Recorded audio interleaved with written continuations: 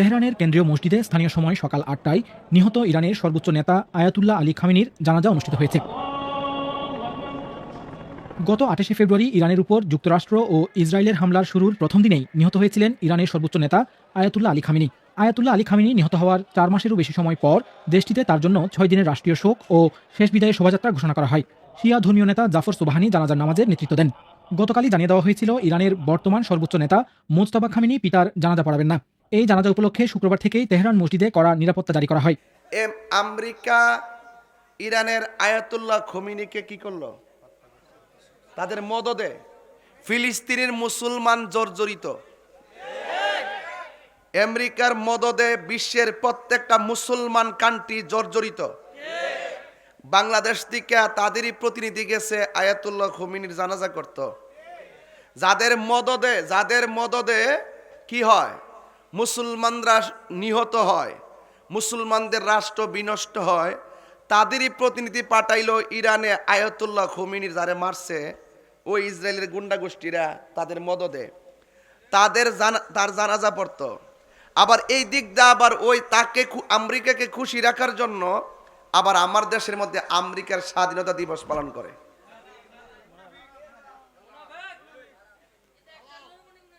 আমি কি বুঝাইতে পারছি কথাটা?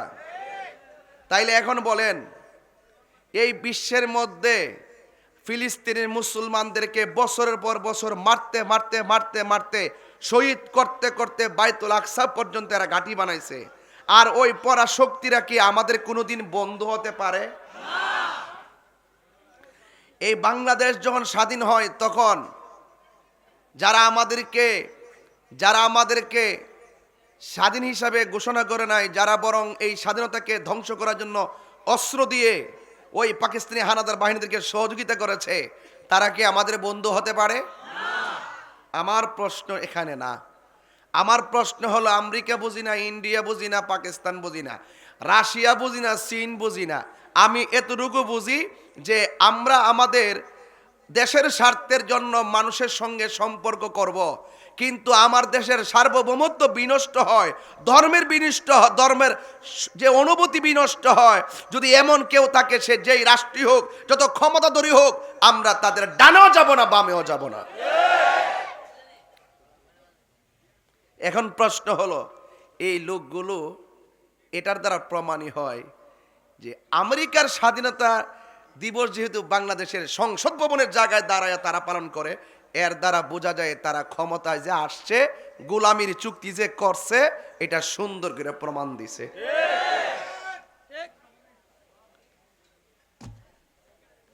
অনেকে কইছে দিল্লি না ঢাকা, কইছিনি? অহন যে আমেরিকার স্বাধীনতা দিবস পালন করে, কইতে না যে ঢাকা না ওয়াশিংটন। আমি ইন্ডিয়াও বুঝি না, আমেরিকাও বুঝি না। আমি চাই যে কূটনৈতিকভাবে সকল দেশের সাথে সম্পর্ক ভালো রাখবো আমার দেশের উন্নয়নের জন্য। আমরা কি গুপ্ত বট বাহিনী, গোপন বাহিনী, মুনাফিক? আমরা যা কই সামনে, ওইলে সদাই বিদায়। কথা কি ঠিক আছে নি? তইলে এলেম অনেক প্রকার আছে কি না? এলেম অনেক প্রকার আছে। তো এই এলেম যদি বুঝতে হয়, তাইলে যিনি এলেম সঠিক এলেমটা বুঝে তার কাছে যাইতে হইব।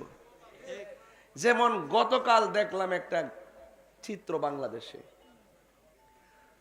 বাংলাদেশের যে বিরোধী দলীয় প্রধান আছে, উনি বলতেছে যে আমেরিকা আমাদের পরীক্ষিত বন্ধু। খেয়াল করেন কিন্তু কথাটা, এই দেশটা কিন্তু ওলি আল্লাহর দেশ। কথা কোন ঠিক না বেটে? আমি কোন জায়গায় যাইতেছি লাইনটা বুঝায় যায়।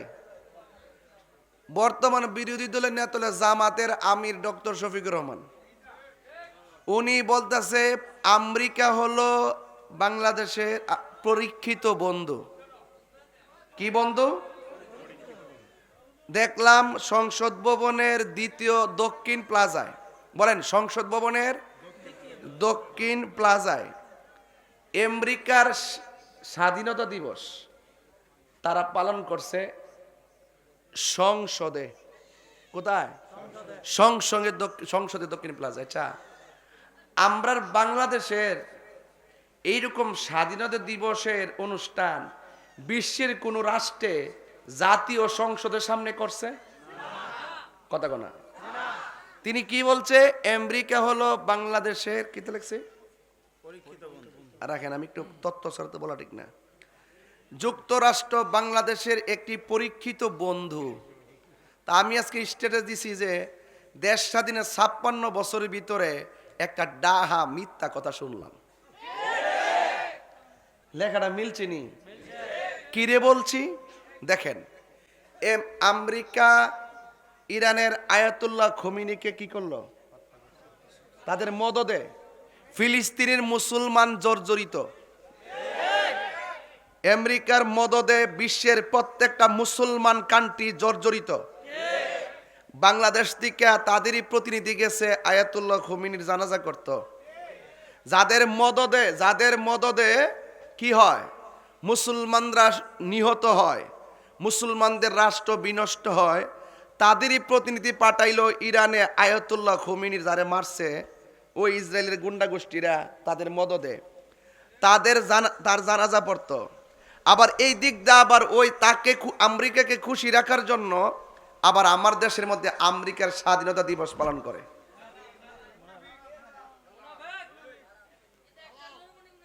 আমি কি বুঝাইতে পারছি কথাটা? তাইলে এখন বলেন, এই বিশ্বের মধ্যে ফিলিস্তিনের মুসলমানদেরকে বছরের পর বছর মারতে মারতে মারতে মারতে শহীদ করতে করতে বাইতুল আকসা পর্যন্ত এরা ঘাঁটি বানাইছে। আর ওই পরাশক্তিরা কি আমাদের কোনোদিন বন্ধু হতে পারে? এই বাংলাদেশ যখন স্বাধীন হয় তখন যারা আমাদেরকে স্বাধীন হিসাবে ঘোষণা করে নাই, যারা বরং এই স্বাধীনতাকে ধ্বংস করার জন্য অস্ত্র দিয়ে ওই পাকিস্তানি হানাদার বাহিনীদেরকে সহযোগিতা করেছে, তারা কি আমাদের বন্ধু হতে পারে? আমার প্রশ্ন এখানে না। আমার প্রশ্ন হলো, আমেরিকা বুঝি না, ইন্ডিয়া বুঝি না, পাকিস্তান বুঝি না, রাশিয়া বুঝি না, চীন বুঝি না, আমি এতটুকু বুঝি যে আমরা আমাদের দেশের স্বার্থের জন্য মানুষের সঙ্গে সম্পর্ক করব, কিন্তু আমার দেশের সার্বভৌমত্ব বিনষ্ট হয়, ধর্মের যে অনুভূতি বিনষ্ট হয়, যদি এমন কেউ থাকে, সে যেই রাষ্ট্রীয় হোক, যত ক্ষমতাধরী হোক, আমরা তাদের ডানেও যাব না, বামেও যাব না।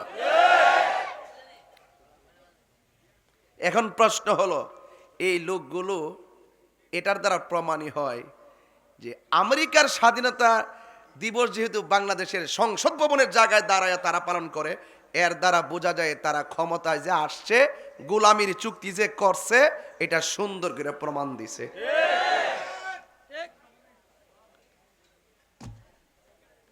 অনেকে কইছে দিল্লি না ঢাকা, কইছিনি? অহন যে আমেরিকার স্বাধীনতা দিবস পালন করে, অহন কইতে না যে ঢাকা না ওয়াশিংটন। আমি ইন্ডিয়াও বুঝি না, আমেরিকাও বুঝি না। আমি চাই যে কূটনৈতিকভাবে সকল দেশের সাথে সম্পর্ক ভালো রাখবো আমার দেশের উন্নয়নের জন্য। আর যার যার ব্যক্তিগত এজেন্ডা ব্যবহার করে ক্ষমতায় এসে আমার দেশের মানুষ, আমার সার্বভৌমত্ব, আমার ধর্মকে যদি হুমকির মুখে ফেলানোর দেওয়ার ষড়যন্ত্র করা হয়, সেখানে আমরা কেউ মেনে নিব না। এখন প্রশ্ন হলো, তারা কেন এই মুনাফিকি করে? একমাত্র তাদের অন্তরে ওলি আল্লাহর মহব্বত না থাকার কারণে। আমরা কি মুনাফিকি করি? যা বলি প্রকাশ্য বলি, কোনো ভেজাল আছে? তাইলে বোঝা গেল এলেমের অনেক প্রকার আছে। এলমু তাসাব্বুর, এলমু তাসদিক। এলমু তাসদিক করে তার মুখের কথা শুনলে বোঝা যায় কথাটা সত্য না মিথ্যা। এই যে উনি যে কথাটা বলল, আমেরিকা হলো বাংলাদেশের